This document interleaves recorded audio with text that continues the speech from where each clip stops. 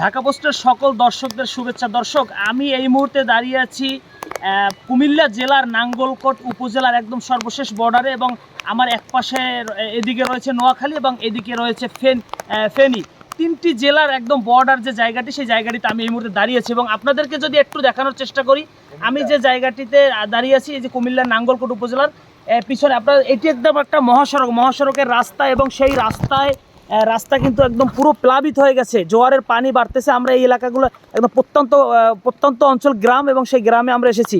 এবং আপনাদেরকে আরও একটি বিষয় জানিয়ে রাখি যে বিভিন্ন সংস্থা, বিভিন্ন স্বেচ্ছাসেবী টিম কিন্তু কাজ করতেছে আমাদের সাথে এই মুহূর্তে এখানে খাদ্য সামগ্রী নিয়ে একদম প্রত্যন্ত গ্রাম অঞ্চলে কিন্তু তারা এসেছেন।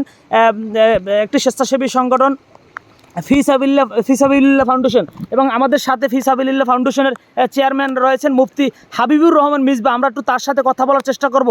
তার একাধিক স্বেচ্ছাসেবী কর্মী নিয়ে তিনি কিন্তু এই গ্রামে হাঁটু সমান পানির মধ্যে কিন্তু তিনি উপস্থিত হয়েছেন, এবং আমরা দেখতে পাচ্ছি তাদের হাতে খাবার রয়েছে। এবং যদিও এই এলাকায় এই মুহূর্তে বিদ্যুৎ আছে, কিন্তু 3 দিন পর্যন্ত কিন্তু বিদ্যুৎ বিচ্ছিন্ন ছিল। আমরা একটু কথা বলার চেষ্টা করব ফিসাবিল্লাহ ফাউন্ডেশনের চেয়ারম্যান মুফতি হাবিবুর রহমান মিসবার সাথে।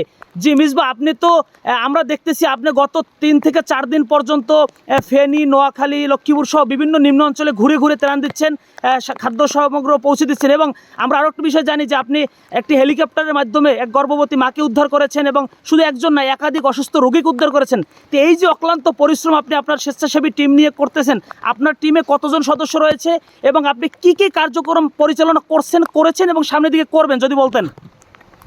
ধন্যবাদ ঢাকা পোস্টকে।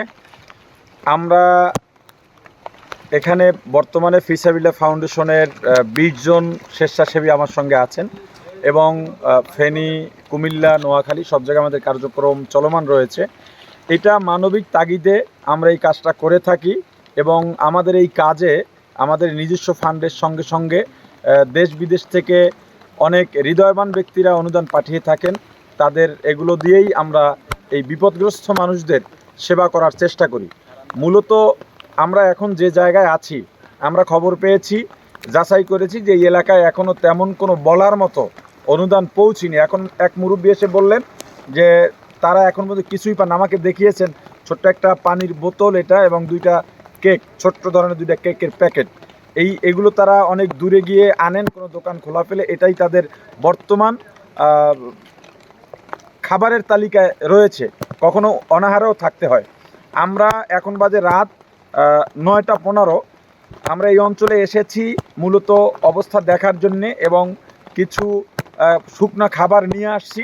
আগামীকাল এই এলাকায় নোয়াখালী, সেনবাগ আমরা ব্যাপকভাবে কাজ করব ইনশাল্লাহ। এবং হেলিকপ্টারের ব্যাপারে যে উদ্ধার কাজ যেটা বলা হয়েছে ফেনী, ছাগলনাইয়া, পরশুরাম, ফুলগাজী এইসব অঞ্চলের কোনো খবর আসলে দেশবাসীর কাছে নাই, নেটওয়ার্ক বা যোগাযোগ বিচ্ছিন্ন থাকার কারণে। আমরা সেই জায়গাগুলো ঘুরেছি, এবং একজন নয়, একাধিক আমরা অন্তঃসত্ত্বা নারীকে উদ্ধার করেছি, যাদের কারো ডেলিভারি ডেট ছিল এই মাত্র 2 দিন, 3 দিন, 1 সপ্তাহ এরকম। এবং কিছু অসুস্থ রোগীকেও আমরা উদ্ধার করেছি, কিছু খাবারও আমরা বিতরণ করেছি। তবে হেলিকপ্টারে অতিরিক্ত খুব বেশি পরিমাণে খাবার বিতরণ করা যায় না। আমরা এই কাজগুলো করেছি, এবং সামনে থেকে যে কাজের প্ল্যানের ব্যাপার জানতে চাওয়া হয়েছে, আমরা এখনও শুকনা খাবার দিচ্ছি, আগামীকালকেও শুকনা খাবার দেব।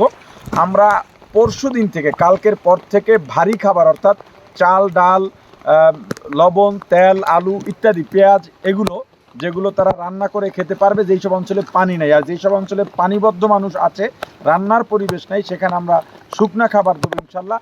পাশাপাশি আমরা ডাক্তারি চিকিৎসা দিয়ে থাকি, এবং জরুরি ঔষধপত্র, আমাদের এই প্যাকেজের ভিতরেও জরুরি ঔষধপত্র আছে। এবং মহিলাদের জন্য জরুরি যে ব্যাপারটা, যেটা অনেকেই খেয়াল করে না, স্যানিটারি ন্যাপকিন, এগুলো আমরা রেখে থাকি। পাশাপাশি আমরা শিশুদের খাবারগুলো, এগুলো আমরা বিতরণ করার চেষ্টা করি।